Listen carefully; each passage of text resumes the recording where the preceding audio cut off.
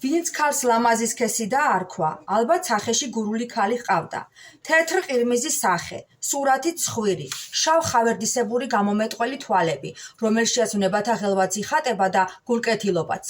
მაღალი, კეთილშობილური შუბლი, შვილდივით გადაჭიმული წარბები, მიჯრით მიწყობილი ბროლივით კბილები, ყურყუმასავით შავი და გრძელი თმა, აი საზოგადო სახე აქაურის ბანოვანისა.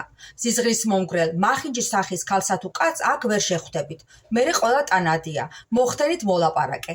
ლაპარაკში ის სიჩქარე და თავისებური კილო ეტყობათ, რომელიც ნიშანდობლივია გურულისათვის. ბუნების კანონის წინააღმდეგი იქნებოდა, როცა ასეთი ლამაზი ქალებია, ვაჟებიც მაცავით ლამაზები არ იყვნენ. დიახ, ვაჟებიც ასეთივე ლამაზები არიან და ზოგ შემთხვევაში ჯობიან კიდეცა. მათი ლამაზესთან ერთად საუცხოოდ შეხამებულია მამაცური, პირდაპირული გამომეტყველება სახისა და ცოცხალი, მოძრავი ხასიათი.